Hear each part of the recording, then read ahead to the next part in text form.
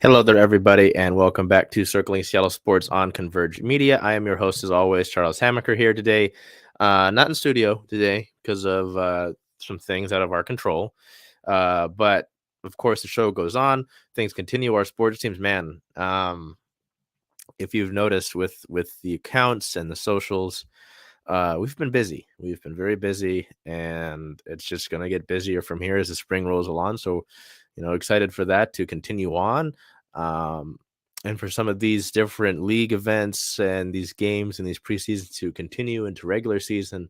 And some teams maybe the postseason. So with that, we'll get into a team that's kind of retooling to look forward to a potential another postseason this upcoming year for them. The Seahawks, this few days ago at the NFL Combine, Pete Carroll, Seahawks head coach, provided some injury updates on a few players, starting with middle linebacker Jordan Brooks. He said that Brooks is doing really well, but he also said that he did not have a specific timeline on Brooks's recovery. So that's a little bit concerning to an extent. Strong safety Jamal Adams is making progress. Carroll said he's doing his stuff. We'll see him in the next week or so in person. So we're anxious to get connected with him. But when he came out and visited with our guys and checked in, everything was going the way it was supposed to go. Lastly, with tight end Will Dissly, Carroll said that he's recovering from what he called a quote-unquote rare injury involving a bone on the outside of his knee. He did believe that Dissly would be able to make it back to the Seahawks by the time that training camp rolls around. So that's good news to hear. Less so good news with the rare injury as it refers to Dissly. At least I know that with Adams, in addition to talking about that quote that I mentioned, Carroll said that it was kind of a similar situation to Jimmy Graham's patella tendon injury when he was here with Seattle, and that recovery, and how some people don't come back from playing with that injury, or it just takes them out in general for a lot of things. And then with Brooks, the no timetable is a little bit stressful, right? You'd like to have a better idea of what's going on and when guys might come back, as opposed to just general vagueness. We don't know what's going on. We don't know when we'll see him. I guess the doing really well is something to hang your hat on. In addition to that injury news, with the combine being around, and we're approaching draft season, the free agency market and all that stuff, coaching hirings, stuff like that. It's been a busy past week for the Seahawks, despite them being technically out of season. On the 28th, it was announced that the team lost associate head coach Sean Desai to the Philadelphia Eagles to take over as their defensive coordinator. Desai only spent 1 year with Seattle after being with the Bears. He was a big acquisition coaching wise for Seattle. I know a lot of people talked about him potentially being a head coach one day or taking over a coordinator role, looking at that associate head coach spot with the Seahawks, and now going to Philly, as Philly's lost a few coaches as well. So Seattle losing QB coach now that's been with Pete Carroll over a decade. Sean Desai as well. I know there was a few murmurings about a few other coaches, but I haven't heard updates on those. Just Desai, and I believe it was, yeah. So that one's notable. Also, center Austin Blythe announced his retirement. He had signed a 1-year deal with the Seahawks in the offseason, started all 17 games with Seattle. That one, this was the position of center was one that I looked at as one of need in the offseason for the Seahawks. They really haven't had a lockdown at the center position since you could consider Justin Britt, but even when Justin Britt was here, I had my issues with that. But going back to Max Unger, right, out of Oregon, spending his time here, then eventually traded to the Saints. So you haven't really been able to lock down that center role in a good amount of time. And I know that a lot of people wanted us to take Creed Humphrey. He ends up with the Chiefs. And, so I think that there's a nice man out of Minnesota named Michael Schmintz, who people have wanted. And I don't see why you can't go with him with one of your top picks in the first few rounds. So we'll keep an eye on that, but it is something that you'd like to obviously have addressed. And then you can see it in the little corner there. It's been rumored. We put out a post on it on our socials. But the team is reportedly keenly interested in bringing back middle linebacker Bobby Wagner. Wagner was signed to, I believe, a 5-year deal with the Rams last offseason when Seattle had cut him. And both the team of the Rams and Bobby Wagner decided to mutually part. And now he will, I believe, at the beginning of the new league year on the 12th, he will become a free agent. So and I think because of something that those two sides did, he can actually talk to anybody right now. So I don't know. That's a big deal. I mean, I don't think Bobby Wagner should have been cut in the first place. Everything around that, whether it be him not being talked to prior to his release, or just how that all went down, not asking him to take a pay cut if it was a money thing. You talked about retooling and not rebuilding, and you cut Bobby Wagner. If you're not rebuilding, why are you cutting Bobby Wagner? So with the way that the linebacker position went last year, I think it's a no-brainer to bring back Bobby Wagner. Anybody that's opposed to this thing, I'd like to know why. And if it's a money thing, that can be figured out. I don't exactly think that Bobby needs to get paid. I know he represents himself. But that, and I mean, the production side of things, the leadership side of things, I don't see why you wouldn't want Bobby Wagner back. So if you've got a disagreement, please feel free to let me know. We can have a civil conversation about it. But I think it's personally a no-brainer. And then I talked about losing some coaches. Desai, leaving the assistant head coach role. The team on the 4th of March hired a new assistant coach. Former Michigan State pass rush coach Brandon Jordan will be joining Seattle in a similar role. Jordan had just begun to make an impact with the Spartans, where his reputation as a private trainer for some of the NFL's best sack artists had preceded him. In an unorthodox move, Michigan State head coach Mel Tucker added him to his staff back in January of 2022. So he really hadn't spent too much time in that role, with the hope that Jordan would be able to amplify the pressure that the team applied to opposing quarterbacks from all sectors of the defensive side of the ball.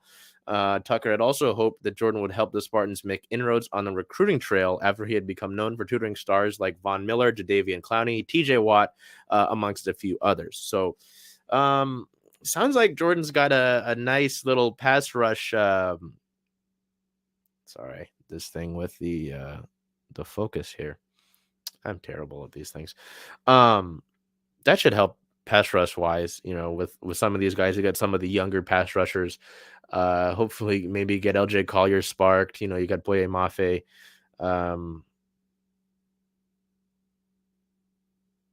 Yeah, sorry, I just remember when some dude left a weird comment about that name. But anyway, so no, that's nice to see. You like to see guys. I mean, having worked with guys like Vaughn, like Clowney, like Watt, either Watt, it's a good sign. So glad on that end, but obviously, that got to fill the role that Desai left. I know that when the quarterback coach role opened, Greg Olson, not the tight end, former NFL tight end, now analyst Greg Olson, but a different person named Greg Olson was hired to actually fill that role. So that role is filled. But the associate head coach role, I got to see how that goes. So that's it for our Seahawks side of things this week. We approach the draft still, and would like to get a mock draft done or two, but we'll see how that all plays out. We move over to our Mariners, who are in the thick of things here with spring training. Things continue on. They did make some moves to start to cut down the roster, so that is starting to become a thing. Starting to see we're getting rid of some of the storylines of the spring while some of them remain alive. So we'll start here with the past 7 games that the Mariners played in spring training. Beginning February 27th at the Chicago White Sox, a 10-1 loss. Our player of the game, first baseman Evan White. Evan, 1 hit, 1 run, 1 RBI, a solo shot for Mr. White there. On the 28th versus Cleveland, a 9-8 win, so a high-scoring win. Seattle actually had to hold off Cleveland from coming back in that game after the Mariners had mounted a nice lead. Our player of the game, right fielder Teoscar Hernandez. Teo, 1 hit, 2 runs, 3 RBIs. March 1st at the Chicago Cubs, a 3-5 loss. Our player of the game, left fielder Jarred Kelenic, JK, 2 hits, 1 run, and 1 RBI. On March the 2nd versus the San Diego Padres, a 5-4 win. Sorry, trades are going on here. Uh-oh. That does not involve us. Okay, thank goodness. Sorry. Where was I? March the 2nd, yes, versus San Diego, a 5-4 win. Our player of the game, third baseman A. Eugenio Suarez. Gino, 1 hit, 1 run, and 1 RBI. A solo shot for Gino in that one. We move over here to the last 3 games of the past week. March 3rd at the Arizona Diamondbacks, a 6-3 win. Our player of the game, shortstop Mason McCoy. McCoy, 3 hits, 1 run, and 1 RBI. A nice 3-hit day for the shortstop who spent most of all last season, I believe, with the Tacoma Rainiers. March 4th versus the Colorado Rockies, a 7-1 loss. Our player of the game, third baseman Jake Shiner. 1 hit, 1 run, 1 RBI, and a solo homer in that one. And then March 5th at the Milwaukee Brewers, a 6-1 win. Our player of the game, center fielder Jarred Kelenic, a 2-hit, 2-run, 1 RBI day. And it's not listed on there because it actually ended up just before we started to record these. So we can go and take a look at it now. The Mariners played the Chicago Cubs. It is Monday. They lost that one 6-2 against the Cubbies. Let's go here to find our player of the game. See what we can do. Cal, maybe. No, I'll go Cade Marlowe. 2 hits, 1 run, 1 RBI, and a solo shot for Marlowe. 2 for 3 day, pretty good for the young outfielder who actually made the Mariners postseason roster this past year. So 5-6 so far through spring training. Again, I think we reiterated it last year, but it's never about the results of the game necessarily with spring training. You'd like to see the resolve of a team come through and all that, blah, blah, blah. But the storylines are mainly what we look at for spring training. One of them being Jarred Kelenic, who is my player of the week. Jarred, a .412 batting average before that Cubs game ended. I don't even know if he was in the lineup for that game. I don't believe so. Hold on. Things are happening again. Oh boy. We're going to have to stop and go back to the Seahawks segment. The Seahawks and quarterback Geno Smith are finalizing a 3-year contract extension worth $105 million with the ability to earn $52 million in the first calendar year. Wow. Okay. That is via Jordan Schultz. And then Michael Sean Duggar reported that as well, one of the beat reporters for The Athletic. So that's a big deal for Geno and the Seahawks. Okay. Shoot, this is things happening during the show isn't very nice. We're on a time crunch, so we're gonna go back to JK here. Jarred, a .412 batting average before Monday. 5 runs, 4 homers, which led all of spring training, a .412 on base percentage, and a 1.530 OPS. We're going to get this out of the way here just in the beginning for the Kelenic doubters. I get it. I get that he's had back-to-back years that have relatively struggled. But all things considered, I mean, even with this, I don't want to put out that Jarred is all the way back, that he's here, blah, blah, blah. It's a marathon, not a sprint, especially in spring training, with a guy who really isn't very old. I mean, baseball wise, and life wise, obviously. I wish people, a lot more of them, there's a good amount of contingent that are actually intelligent and know not to, make a conclusion already on Jarred. He's got the raw power. He obviously wants to win. That mentality shouldn't be doubted.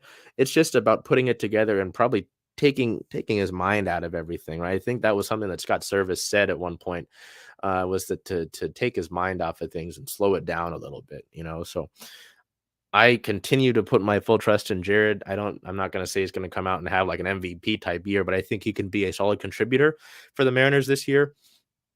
And with the ability that he has, I believe he should be your most consistent player in left field. I think he's going to be that left fielder. I know that they've talked about a platoon for the Mariners this year there. That's fine and great and all, but I just think Jarred Kelenic's going to be the guy there who really steps in and earns that position there. We're getting more reports that deal is being confirmed. 3 years, $105 million. Oh, God. Jeez, that's a lot of money. We'll have to look at that more next week. But glad, I guess, we caught that right now. We move over here to the 28th of February when the Mariners as a team earned 3 honors at the Seattle Sports Star of the Year Awards. Ken Griffey Jr., who you can see there hugging Ichiro in that photo by Live Lions. Ken Griffey Jr. earned the Royal Brome Sports Legend Award. Julio Rodriguez earned the Men's Sports Star of the Year Award in the city of Seattle. And the team itself, for their drought-breaking year, earned the Sports Story of the Year, obviously breaking that 20-plus year playoff drought, the longest in the major quote unquote American sports. So that was, it makes sense. It makes a lot of sense. I'd say all 3 of those awards make a lot of sense. I would have liked to put the Rain winning the title up there with that, but considering the length of the drought and such, I understand that. We look over here towards March 5th when the team, I talked about them cutting the roster down a bit. And really starting, I say a bit. It's only 4 players, and they're still at 71 now. The overall roster, the team assigned 4 players to minor league camp: right-handed pitcher Travis Kuhn, left-handed pitcher Blake Wyman, and catchers Jake Anchia and Matt Scheffler. So 71 players, 40 of them rostered players, 31 of them non-roster invitees. And as we get probably through the next few days and obviously weeks, that'll continue to cut down here. As we continue throughout the rest of spring training. A little bit of league news here. The Dodgers are favored for Shohei Ohtani. Shohei sweepstakes have an early leader after LA's offseason moves, and it appears to be that may be a place. I mean, I get it. I know he wants to win, and it wouldn't be too far of a move, obviously, but I'd love Shohei to be here, personally. So I don't know. We'll see. Looking ahead for the Mariners, you see the record in the bottom. Obviously, with today's result, it should be 5-6. I digress. So they'll get tomorrow off. Tuesday is a day off. Then they'll get back to the action on March 8th at the LA Dodgers, a 5:05 p.m. Pacific time start. March 10th versus the Cincinnati Reds, a 12:10 p.m. start. March 11th at the Colorado Rockies, a 12:10 p.m. start. And then March 12th versus the Texas Rangers, a 1:10 p.m. start for that game as well. You can see there with the Dodgers game, we're kind of getting into where they're not all in the morning anymore. They're kind of shifting them around, and they're coming as they are for those spring training days. So we don't have anything storm related, kind of quiet on that front for the time being. We're into March. The women's tournaments for their conferences are picking up. Women's March Madness is going to pick up. So that'll be exciting there. Obviously the Storm continue to be in a crucial time in their organization. I really think that we're going to have to see some actual draft picks make the roster this year. Obviously different circumstances from last season, but continuing to build that roster, taking flyers on a lot of players who are injured or just haven't gotten the right opportunity necessarily. I still think the Storm can make some noise, but I digress. We'll see. Speaking of team making some noise, the Sounders continue the beginning of their 2023 regular season. They dismantled Real Salt Lake 2-0. Our player of the match, right wing back Alex Roldan, the younger Roldan brother, a 9.0 match rating, 2 assists, 1 shot on goal, an 86% passing percentage with 2 chances created. If you weren't able to, before I get to that, we'll go to our photo of the match here by Brian Saldana. Brian, with this night shot, you got the fire going there in the background after Jordan had scored on that header. Jordan obviously excited about that in the celebration. And then Real Salt Lake goalkeeper Zach McMath, not very happy as he watches on. Some nice celebrations going on in the back there as well. Nice photo, Brian there in his second game for this doing photography for us at the Sounders matches. So with Roldan, I mean, if you weren't able to watch those matches because of the Apple MLS season pass crap, whatever. First of all, I would say to keep up with the coverage of the Sounders, you should go and follow us on our socials, which I'll put below now. As I talk about Alex Roldan, the first assist that he had, Roldan was going to cross it into the box and got blocked, and he fell right back into his lap. So he took a second to kind of recover, take a step back, and he had another ball in.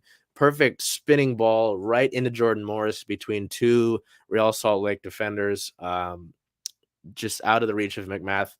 He just dropped it, dropped it in like a claw machine, dropped the ball right in there to Morris. And Morris, obviously now 3 headers, which is tied for the most that he's ever had in a season. And he's only 2 matches in.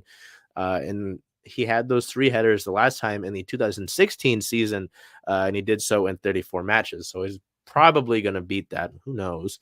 But it was a great start. I mean, it was a great start.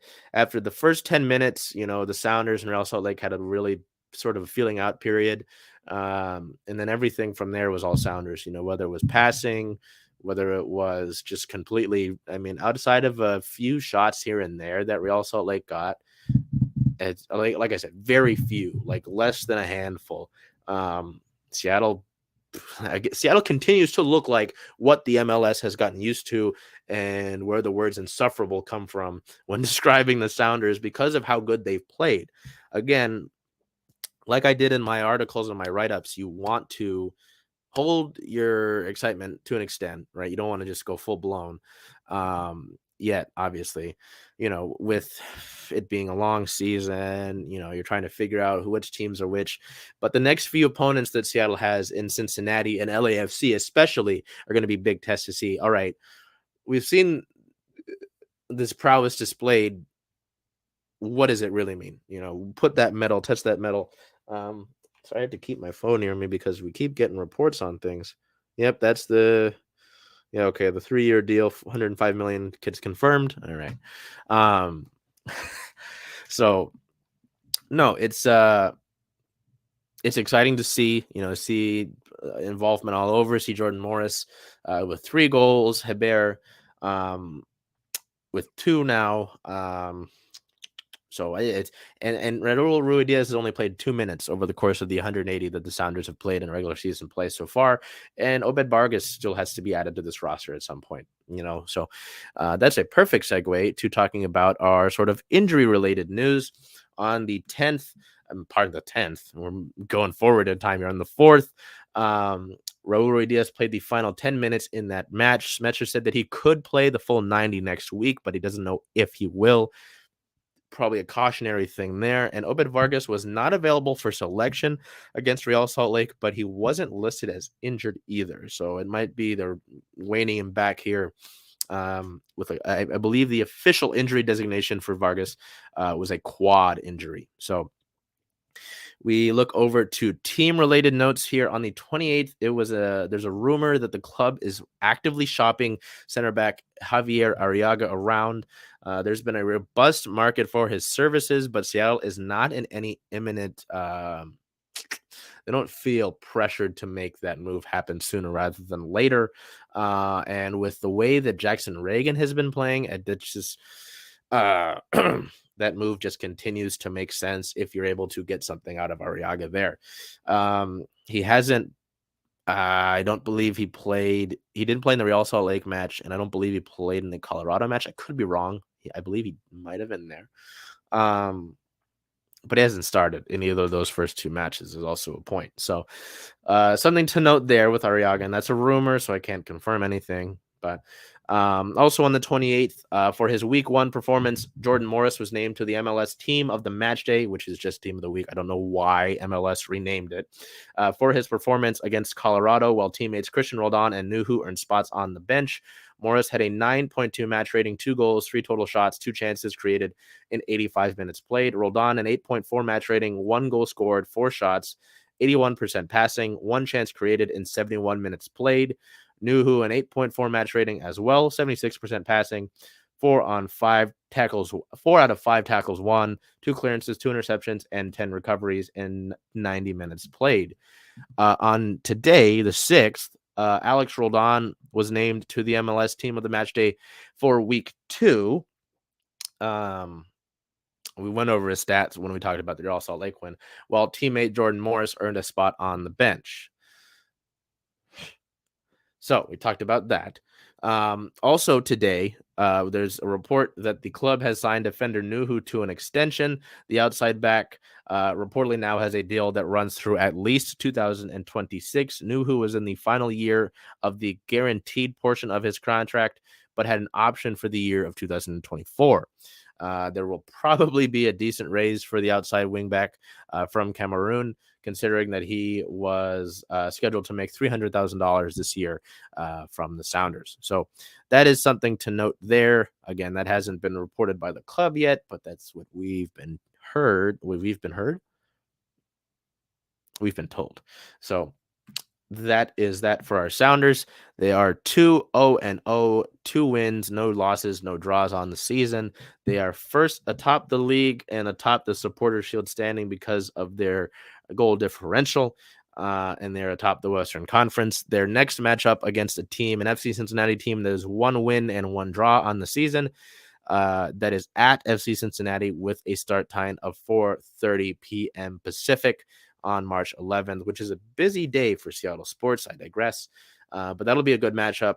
Seattle has never played at FC Cincinnati's home field, so that'll be first time they've met twice. And in those 2 matches that Seattle's played, the 2016 team, I say that they joined the league in 2016. Seattle has 1 win over FC Cincinnati and 1 draw. We now move over to our Kraken, who, since the All-Star break, things didn't look so good. They had a rough month of February. They probably should have won that game against Boston here in Seattle. It was a tough one. They are the best team in the league, so I'm not stressed about it. I saw more positive than negative in that game, quite honestly.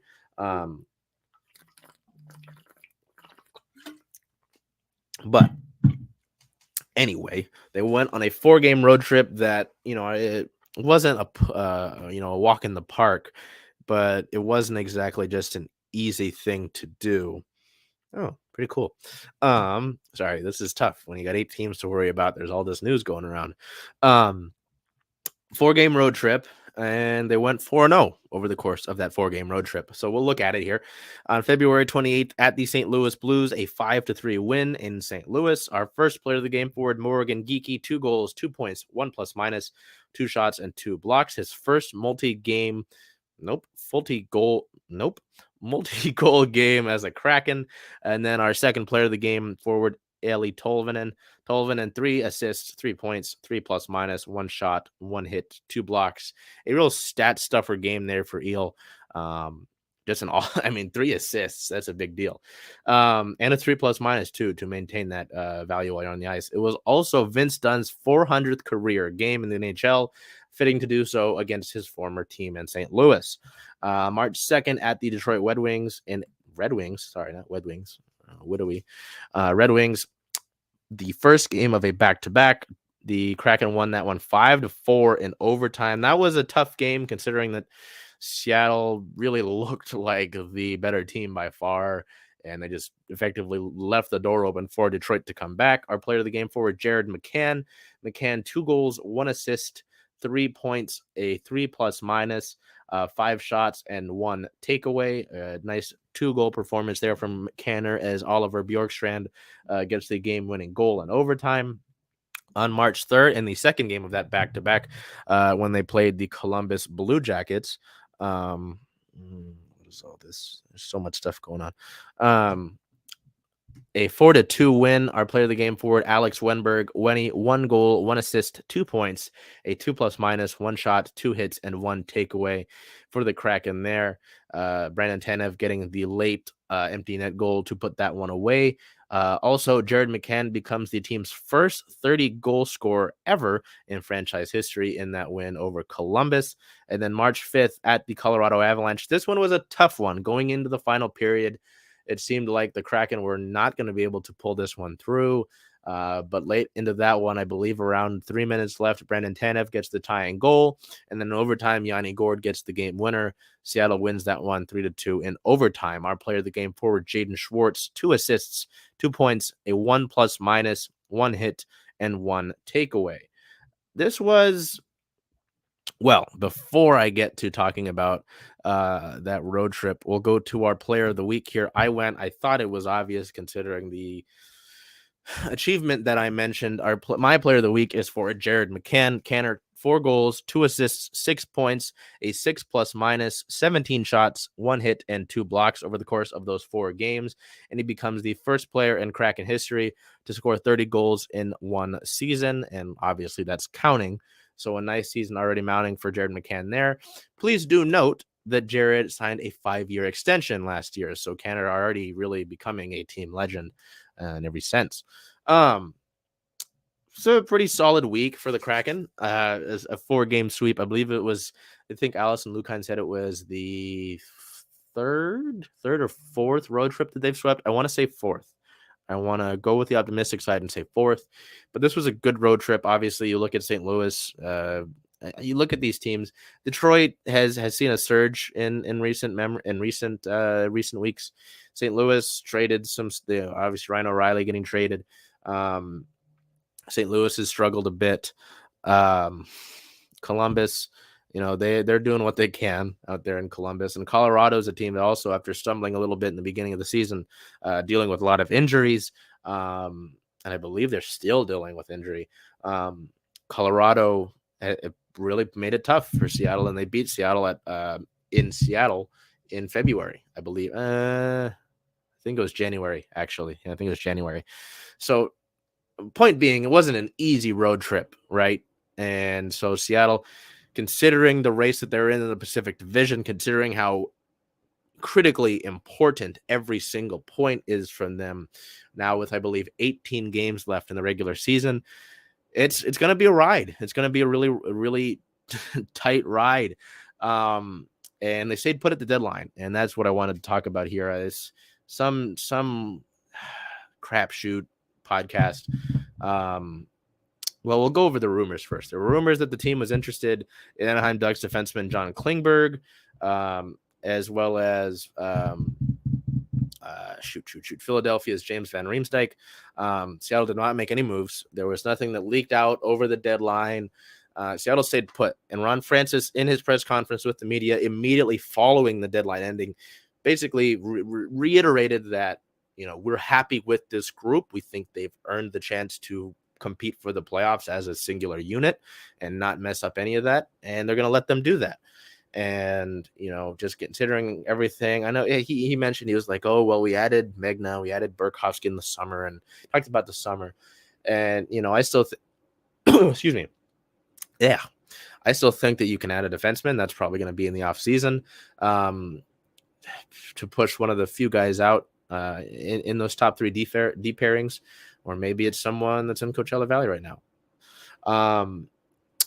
But I think anything that you would have gotten this year, whatever you would have had to give up would have been too much. And it wouldn't have made sense to give up that much for a rental, as Ron Francis stated. And I think Ron Francis knows a thing or two about hockey and what he's doing, considering where that Hurricanes organization is right now because of the way that Francis set that up. Anyway, it just wouldn't make sense. And considering the chemistry that this team has, the way that they fight for each other, why would you want to take that nice recipe that you've got and add an unknown component to it? I don't want to add things I don't know into the food that I'm eating personally, So there was anyway. This is where I get to that point with that crapshoot podcast talking about we could have added a goalie or goaltending, eye test, all that crap. The goaltending is not the problem here. Martin Jones is a problem. I won't say he's not a problem. He's gotten considerably worse over the past few weeks. But if you're talking about Philip Grubauer, I don't know what you're looking at anymore. I said this to a few friends I was with last night watching the game at Rough and Tumble. You don't have Philip Grubauer in that game, you don't win that game. Obviously 2 goals against, whatever. He since the year of 2023 has begun, you could look at the Boston game, sure. And there were some dumb comments even from folks who were up on the press bridge, like, "Oh, they should have started Jones because of the way he played against Boston." That just doesn't make sense to me anyway. Philip Grubauer is not the problem. We talk about eye test. Maybe I have glasses, right? And I don't know what eye test you're looking at. You know what I mean? I was told to be more authentic. So if you're scared of the toot in my voice, you're gonna have to deal with it. You look at some of the times where Seattle is leaving defenders, opponents right in the crease and not giving them any resistance, and it leads into a tip in, or they're able to just kind of live in that high danger area without resistance from the defenseman of Seattle. That's a problem, and that's always been a problem. Whether it's also turnovers in your own trapezoid, let alone your own defensive zone, turnovers at the blue line. Stuff like you're putting your goalies in bad position. And I could say that about Martin Jones when he wasn't playing horrible when he wasn't, having free viewing lanes to pucks and rebound control and all that sort of thing. But anyway, I just had to, you want to be a source for news. You want to be somewhere that people want to go and actually listen to you talk. Why would you, one, just be negative all the time, as a friend of mine mentioned, but two, just be completely wrong about things? Anyway, we'll move on here to look at the upcoming games for our Kraken. They sit at a 36 win, 21 loss, 6 overtime loss record. They sit at third place in the Pacific Division at 78 points on the year. Looking ahead over the course of the next week, they play 3 games at home. The first being tomorrow, Tuesday the 7th, versus the Anaheim Ducks at 7 p.m. Pacific time. The next one, March 9th, versus the Ottawa Senators at 7 o'clock. And then March 11th versus the Dallas Stars at 7 o'clock. Some tough ones there. You got a divisional matchup against Ducks team that struggled this year. Ottawa making a big splash, obviously, with their trade with Arizona before the deadline, and some talent on that Ottawa roster. And then the Dallas Stars come to town playing Dallas for the first time. Dallas, one of the better teams in the Western Conference as well. So that will not be easy. We look at our next team here with the OL Reign, who held their media day, their first ever media day on last Monday. We've got some stuff for you there. I should be getting at those this week. And then in the other team-related news, the team announced that they were going to participate, like last year, in a preseason tournament down in Portland. The Reign announced they will participate in a preseason tournament hosted by the Portland Thorns at Providence Park, joining Racing Louisville and the U.S. Under-23 women's national team beginning on March 12th and lasting through the 18th. All 4 of the teams involved will play each other at least once in this invitational tournament. You can see the dates on your screen now. Sunday, March 12th, the Reign will take on the U.S. Under-23 women's national team at 2:30 p.m. Wednesday, March 15th, Louisville versus OL Reign at 5 p.m. Pacific time. And then Saturday, March 18th, the Portland Thorns versus the OL Reign at 7:30 p.m. PST.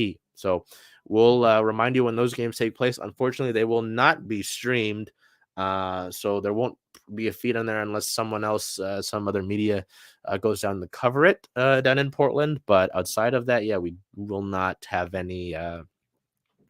We will not have any coverage of that outside of probably posting final scores. So we go over here to the next piece of Reign news. On the 28th, like, the Mariners were honored at the Seattle Sports Star of the Year Awards. Reign midfielder Rose Lavelle earned the Women's Sports Star of the Year award. She was not there to receive the award, actually, while head coach Laura Harvey was there, and she gave a speech in Rose's honor. In a little bit less exciting news, and news that's a little interesting, on the 5th of March, the club announced that general manager Nick Perera is leaving the Reign. Perera informed the club of his plans to depart and will pursue new opportunities at the end of the month. Under Perera's management, the club won the 2022 edition of the Women's Cup and finished first in the NWSL regular season, clinching the NWSL Shield for the first time since 2015. He joined the club last year as well, so it's a little interesting to hear all this. The Reign will launch a search for a new general manager in the coming days. I don't know. This is something interesting. I don't know if anyone expected this. Um, I know that when Perera was brought on, and I even asked him this when I interviewed him. It was interesting for someone who didn't have that general manager experience in the NWSL to take that role. Um, but I don't know, kind of stumps me, because I don't know if anyone saw this coming. We just had media day. It's preseason. There was the moves of Luani in the offseason, Emily Sonnet acquired via trade, at least Bennett acquired via trade. You just wonder why. Maybe I don't know. It's a quick pit stop, I guess, and is in Pereira's career. Having done a good amount of stuff, whether it's beach soccer, the Tacoma Stars. So yeah, I'm kind of stumped by it, to be honest with you. So I'll have to I'll be interested to see where the Reign go with that position and who ultimately takes over that role. So it's still a big year for the Reign, So not having someone like Perera there, I don't know, just losing your general manager in the preseason as well is it's interesting. Like I said, you can tell I'm kind of stumped by it. So, um, we look over at some league news, something that's kind of exciting, and it might get me to play the game again. It's been a while. On the 6th, EA Sports announced, well, there was an announcement that EA Sports furthers commitment to women's football with National Women's Soccer League and National Women's Soccer League Players Association partnerships. So starting on March 15th across all platforms, all 12 NWSL teams will be present within kickoff, tournament mode, head-to-head season, co-op seasons, and online friendlies. Also available in this year's edition of FIFA will be 4 stadiums from the NWSL, along with authentic kits, starheads. I don't know what that means. I haven't played the game in a while. Trophies and celebrations. You've got this photo here of some of the Reign players. You can see, I believe it's Sophia, Rose, Quinn, and Fallon Tullis-Joyce there in the game at Lumen Field, which is pretty exciting to see. I might play the game personally. I would have liked to see them in an ultimate team thing. That was always what I did in the game. But certainly can get down with the tournament mode, the kickoff, obviously. Head-to-head season, I was never very good at FIFA, so I don't know if I'll do that. But nice to see that the NWSL will be included in that. I know that with some of the addition of some of the other leagues in women's football, there was wondering about when the NWSL would be there, and now we know when that'll be, starting on the 15th of March, so in about 9 days here. So this is where we'd look at upcoming, obviously, with that tournament that we just mentioned. That will be what we have to look forward to beginning on Sunday. So I guess Sunday is that Sunday, March 12th versus the US U23 women's national team at 2:30 p.m. Pacific time. Moving along here, we head over to our Seawolves, who will have now begun the season 3-0 for the past 2 years, both the first times in franchise history. So the second time in franchise history when they did it this year. They traveled over to Dallas to play the Jackals, winning that one 35-10. Our player of the match, number 8 and team captain Rickard Hadding 2 tries scored, 14 ball carries, and 131 running meters. It also said on the MLR website that Hadding had scored 29 total points. That's kind of I don't know if that's true. If someone can verify that, please let me know. I have to again admit that I'm not the most perfectly versed when it comes to the game of rugby, so I'm not quite sure if he actually scored 29 of those points. But a big game from the captain as well, and there's probably a reason that he's the captain. So yeah, no, it's really exciting to see the Seawolves. Again, I said it in the offseason, with the way that they played last year, even before they were able to get into the playoffs, I was excited and happy with the way this season had gone. Right? Then they made the playoffs, and then they won 2 matches in the postseason to get to the MLR title match against New York. They didn't win that one, but then they were able to add some talent in the offseason and keep a lot of this group together. Jordan Chait's been very important to this team. You've got the Austin guys and Connor Mooneyham, Mason Peterson, Jake Turnbull. You bring guys like Taylor Crumry back, Charles Elton, so they made some, I thought, pretty important moves over the course of the offseason.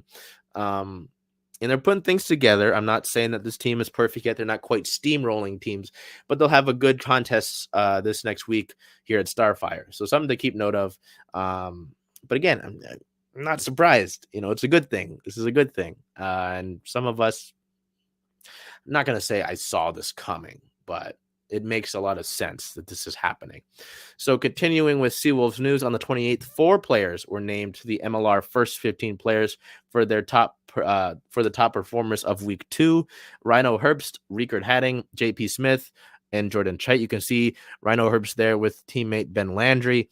Herbst stats over the course of week 2: 8 tackles made, 54 meters run, and 14 ruck arrivals. Hadding stats: 2 tries scored, 10 ball carries made, and 135 meters run. Smith stats over the past week, week 2: 1 try scored, 97 meters run, and 8 tackles made. Lastly, with Chait stats: 12 points scored, 9 tackles made, and 9 kicks in play. JP Smith is another guy. You look at this roster, it was incredibly talented. Duncan Matthews is, this is a Seattle team, man. Seattle's good at rugby. If you're not, I know there are a lot of my friends in the Kraken community, are excited about rugby. Please get excited about this team. The 2-time champs, probably one of the most accomplished franchises in MLR, winning the first 2 championships. And then making it to the championship last year. It's good to be a Seawolves fan. It's good to cover this team as well. So we look ahead. The team sits at a 3-0 record. They sit at second in the league overall in terms of points and second in the Western Conference, behind the Houston SaberCats, who they take on March 11th versus Houston. Houston's 3-0. Seattle's 3-0. Something's got to give. The beginning of that match is 7:30 p.m. Pacific time.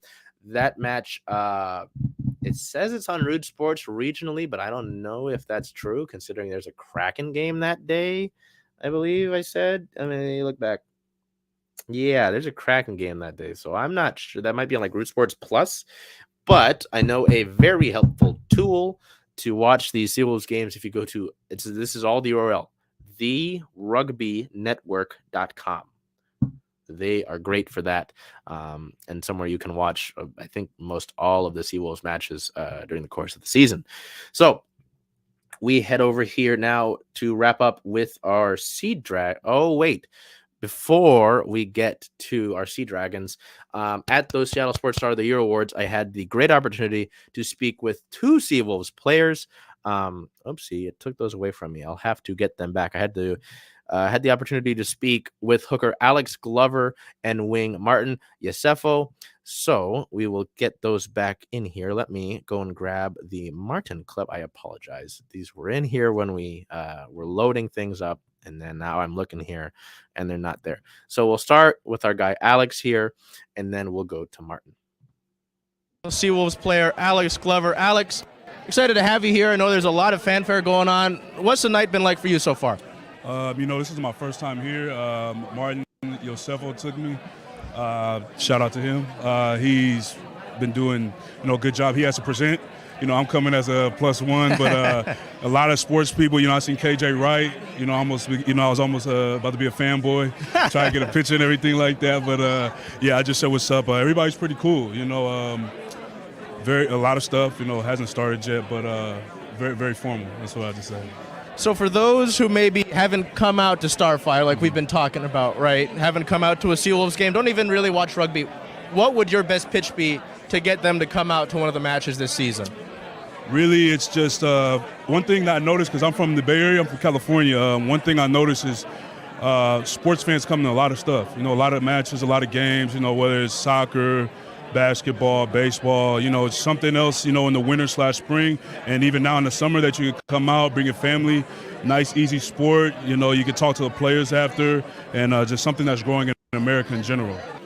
Can you kind of say that those Seattle sports fans, you talked about fans showing up, the Seattle sports fans, Yeah, I would probably say, like, in different areas, you get, like, there's different sports teams, you know what I mean? So, like, for example, in baseball, like in the Bay Area, you got, Giants and A's and stuff like that. So out here it's just Seattle. There's nothing else. So that's why I think that people come out here, and have a good time, and, come to every game and just a real big sports fan. Perfect. Thank you. Thank you, boss.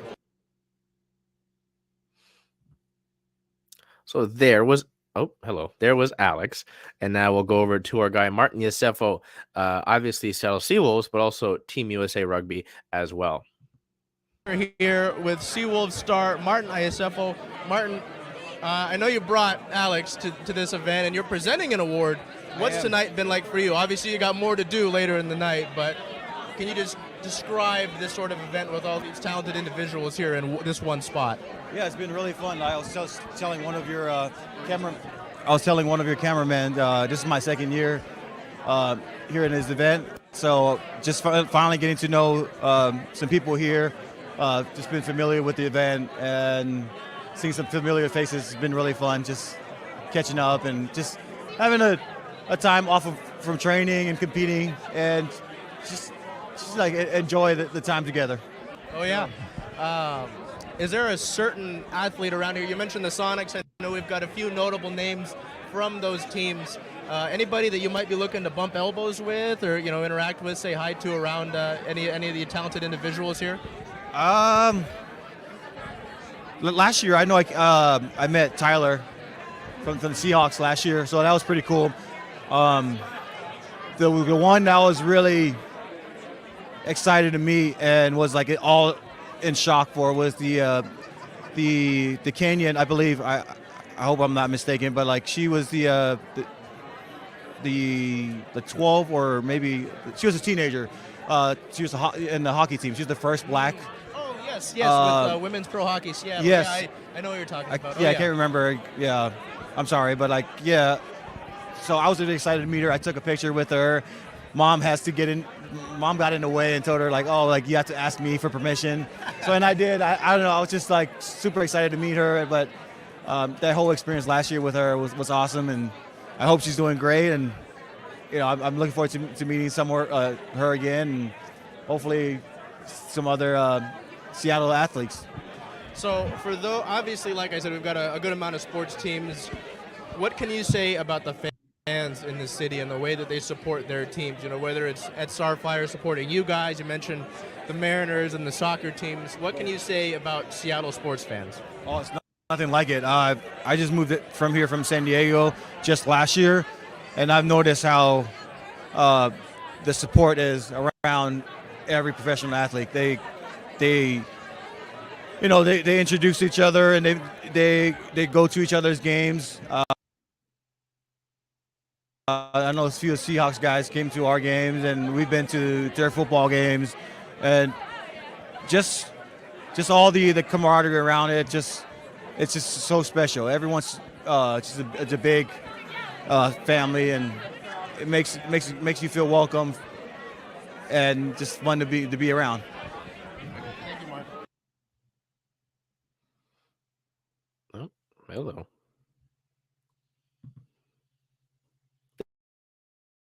There we go. All right. Sorry about that. Technical difficulty there, but very cool to speak with Martin and Alex at the Seattle Sports Star of the Year Awards hosted by the Seattle Sports Commission. So we now move over to our Seattle SeaDragons, who got their first win of this iteration of the XFL. It was a tough one. They're going into it late. Their defense had to get them another late stop to get the ball back. Thankfully, they were able to make the most of that. Seattle beats the Vegas Vipers down in Vegas on March 4th, 30-26. Our player of the game, wide receiver Josh Gordon. 6 receptions for 118 yards and 2 touchdowns, including the go-ahead touchdown, the game-winning touchdown. A big one there. Ben DiNucci was able to find him. It was a tough one.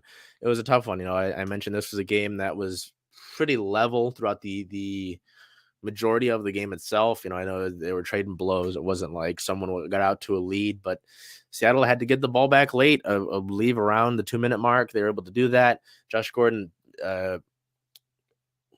was able to haul in a deep ball from Ben DiNucci, kind of bounced off of a guy, and then was able to kind of backpedal, stay in bounds, and then find a lane, and put Seattle ahead. I don't believe they were able to get the conversion, but they were able to hold on and win that game and get their first win of 2023. They beat Vegas, so Vegas stays winless. So one of the winless teams heading into that game had to win, and thankfully it was Seattle. So that was a big one there to see Josh Gordon really break out there, a nice 118-yard game. I mean, you have to really like Seattle's pass catchers, right? I mean, you look at Josh Gordon, Jordan Vesey, who caught what should have been the game-winning touchdown last week. In week 2, Ja'Cour Pearson was leading the XFL in reception yards. Blake Jackson's a solid wide receiver option as well. So there are some solid pass catchers for this team. And as long as Seattle can cut down their turnover issue, they had 2 more turnovers in this game. So they've got 8 turnovers in their first 3 weeks. They're able to cut that down. This is a team that's probably able to win a lot of games. They're 3rd in their division right now in the XFL North. But I see positive things. I see positive things from the SeaDragons so far. So we look to league news on the 27th. The XFL announced an expansive multi-year partnership with Under Armour, in which Under Armour has been named a founding corporate partner of the league. They will provide resources, services, and support for XFL businesses and initiatives. Those include being the official uniform partner, which was previously announced. The official sideline apparel partner, performance apparel partner, youth football partner, and preferred footwear partner. So I don't know. I know that, there's a lot of questions with this XFL iteration and hoping that the league will survive and all that. It's good to see actual deals being made and not just we're kind of struggle bussing our way through, So we look at upcoming for our Seawolves here. They sit at a 1-2 record on the season, 3rd in the XFL North, just ahead of Vegas. Their next matchup is at home, March 11th, versus the San Antonio Brahmas. That is a 7 p.m. Pacific time start, which is a big one. I believe, what was it? I believe that XFL, I believe that San Antonio is actually at the top of the division right now. Anyway, so, oh, wait. No, they are. I am wrong. They are 3rd in the XFL South. Houston's at the top of that division, and San Antonio is 1-2 as well. So maybe a chance to build some wins there, and who knows. We move over to our Seattle Star of the Week here, and I thought, with just the way that things were going, it was obvious. Jared McCann for becoming the first 30-goal scorer in Kraken franchise history. It was really important last year, and I don't think I was able to enjoy it as much last year. Was Jared's talking about how he wanted to be in the city, wanted to make a commitment to Seattle, and liked what the organization was building. And you're seeing some of the early returns on that so far, not only with McCann's performance himself, but also with the success that the Kraken have begun to see this year. And there was a lot of murmur before the trade deadline that, if they don't do this and this, then it's a failure.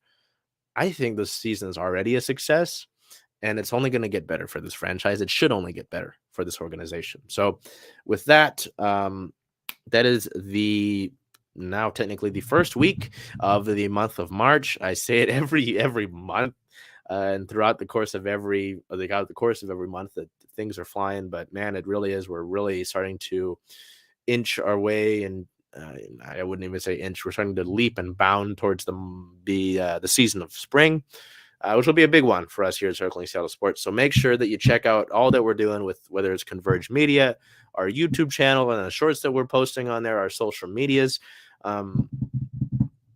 There's a lot that we're doing, and we're staying pretty busy. So until we see you next week, I am your host, Charles Hamaker. Do whatever you can to make today a great day. Oh, wait.